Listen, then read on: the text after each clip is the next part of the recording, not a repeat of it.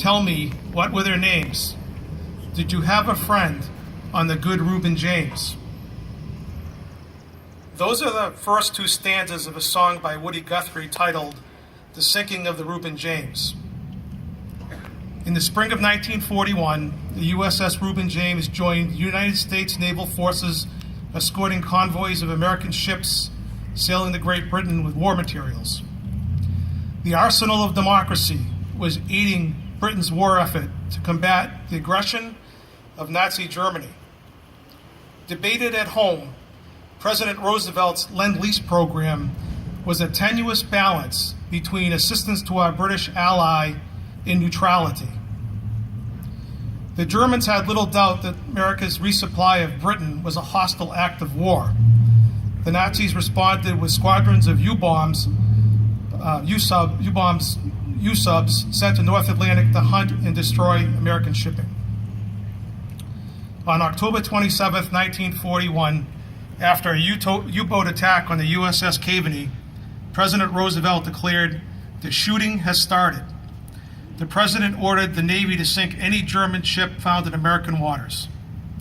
Just days after the President's announcement, the USS Reuben James left its base at Newfoundland to escort supply shipping to Iceland, where British escorts would pick up the convoy for the remainder of the journey to England. At 5:30 a.m. on October 31, 1941, the crew of the Reuben James felt a dramatic impact off the shore of Iceland. The cause of the massive jolt was a German torpedo. Chief Petty Officer William Bergstresser, who would be the lone surviving officer, described the attack for the Associated Press. "I was on watch in the engine room at 5:30 a.m. when we felt the impact. There were two explosions. One sounded like the magazine. Altogether, there were 8 men in both sections of the engine room. The lights went out and the steam flow was interrupted. There was a sinking motion of the ship as if she were going down by the bow. I went topside and found the whole forward part of the ship, including the bridge, completely demolished and carried away. The Reuben James," he said, "carried only 2 boats, one which was partly demolished by the torpedoing, and the other, the captain's gig, was useless because it was in the skids at too sharp an angle to be lowered. When we jumped into the water," the Chief Petty Officer went on, "there was no ship in sight, and the Reuben James went down in 20 minutes.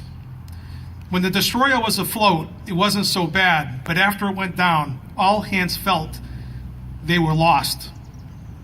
But about 20 minutes after it disappeared, we were picked up by another U.S. destroyer. 45 on board survived, 115 brave men were lost. When the tragic news broke, many Americans wrote letters to the Navy to learn the fate of loved ones. Despite the dramatic loss of life, much of the American public ignored the sinking. After all, America was not at war. Tonight we honor a local sailor. In 1915, Elton Cousins left his home at 127 Merriam Avenue in Leominster to enlist in the Navy. He was 18 years old. Cousins remained in the Navy for 14 years and served during World War I. He saw a great deal of service in foreign lands by the time he retired from the Navy in 1930. Elton's service to his country was not yet over. He was reactivated by the Navy in 1940 at the age of 44. He transferred to the Reuben James on December 7th, 1940, and was lost with 114 of his shipmates. The lack of attention to the tragedy of the U.S. Reuben James bothered one of America's famed folk singers. Woody Guthrie set out to remember the loss when he penned the lyrics to his song. Did you have a friend on the good Reuben James? What were their names? Tell me, what were their names? Did you have a friend on the good Reuben James? Elton Cousins was on the Reuben James. Tonight, we tell you his name. And for Joe